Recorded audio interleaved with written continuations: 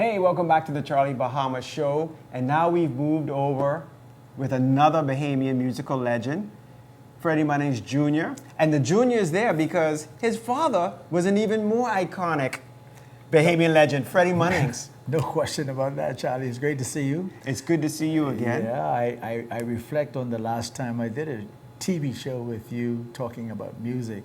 My dad was with us, and my brother Raphael, which was Another legendary. An incredible experience. Yeah, and that's another legendary Bahamian artist. Well, Your whole family. Well, the Munnings family is really known for its music contribution to the country.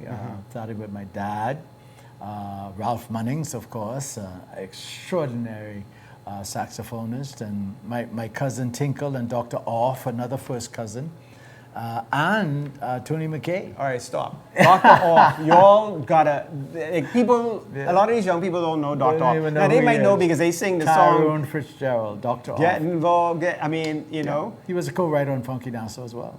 Wow. And did a lot of original junkanoo. Actually, one of the first Bahamian artists to really commercialize the street sound of junkanoo. Yeah. Yeah. And that is not a very easy sound to record. No, difficult, very difficult because of the type of instruments. The cowbells, which could be piercing, the whistles, which could be piercing, and the drums that lose timbre and tune because of the heating mechanisms. Yeah. Wow. So now they've reverted to using tom-toms. So yeah, well, it's another story. Yeah, we're getting technical here. Yeah. But yeah, it is amazing, and of course, your song, which was like the big thing for that for a couple of years, all the best things. Well, I don't want to butcher that song. Yeah. Stick to your day job. No, you didn't have to say it on TV, on my own show. But it's okay. Coming from him, I take it. You know, that was my as, quote unquote signature song. Yeah. And a lot of people tell me that I'm responsible for their marriages and all kinds of, but and no, babies. thank you. I didn't want to say that on TV.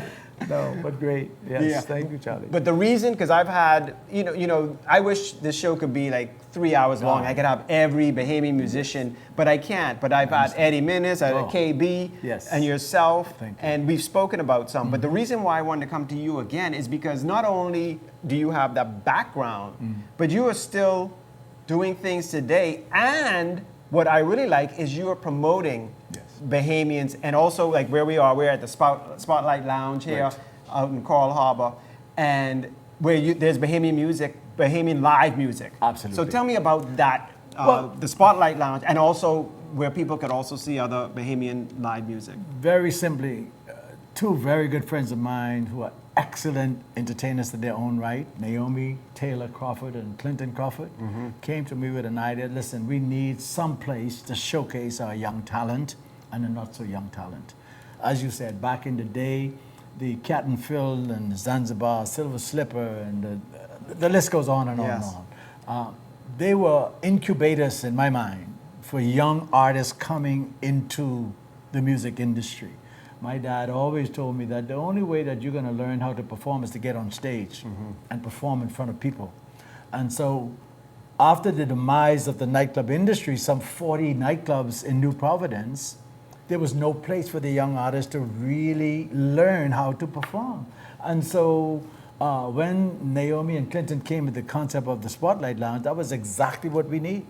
And for the last year, this month happens to be our anniversary month. Independence, yeah. And it's incredible because what we have done was actually created a spot, very intimate, called the Spotlight Lounge, where young artists can come and actually showcase themselves, learn how to perform, watch other artists perform.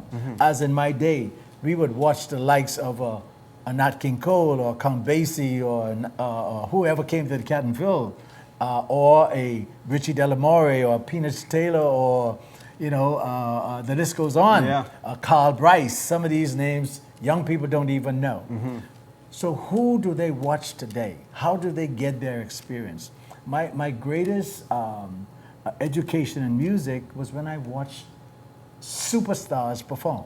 When I watch a Stevie Wonder, or when I watch Al Green, or Lionel Richie, you learn. That's a master class in music. And a lot of people don't realize, sorry to cut you off, that Yes. a lot of these great big celebs from around the world came played, here, played at the Canville, and they love coming to the Bahamas. came to the Canville. Yeah. Sammy Davis, you name them. They were Paul there. Anka, they actually played and these were the icons that people like a Ralph Munnings or Raphael Munnings or even myself to a lesser degree looked at and learned from. Yeah. So this is what the Spotlight is all about. It's an incubator where young people could come and actually learn how to perform. Yeah. And I can't say enough kudos to Naomi and Clinton. Yeah, this ain't YouTube university. No, this sir. real life university. It's You real gotta life. come. You and jump see in it. and swim. You That's come right. in and 5 nights a week, live entertainment. Yeah. No other place in the country, save for the mega resorts, Right. even come close to doing that. And that's what we're doing. That's what I hope the mega resorts see. I want to see Absolutely. them. They should only have Bahamian music. I mean, Listen. because if you travel the world, like say if you go to Japan, Yeah. you ain't going over there to see You know- like some American music or not even Bahamian. You might be like, what? That's a Bahamian, but you want to see the culture. Only way to experience the Bahamas is to experience the culture of the Bahamas. And the way to experience the culture of the Bahamas is to experience the people of the Bahamas. And entertainers bring that to the visitor. That's what the Cadenville was. That's what the Zanzibar was. That's what Penis Taylor was. That has been destroyed. Now we are depending on the foreign interest to tell us or bring imitation of Michael Jackson or Beyonce or somebody else and say, I've been to the Bahamas. Or we have to ask them or beg them. Can you put a little, you know? Absolutely. But the Spotlight Lounge, they don't have. No, we sir. doing it ourselves. This is our thing. And all genres of music. The other day we had Gifton here. I mean, Yeah, Gifton's been on the show. Fantastic. Yeah. A young lady from the University of the Bahamas playing violin on this stage. wow. And then you could see a Paul Hanna. You could see a Naomi and Clinton. You could see a Fred Munnings and others. And the young artists are sitting there watching and learning. Starting in another couple of weeks, we're going to be doing our talent quest. Okay. Where we will be inviting young artists to come and to perform. Okay. And we're going to find, and the winner of that competition will get a week of engagement to work here or a month. Yeah. Right here at the lounge. Perfect. And be paid. Perfect.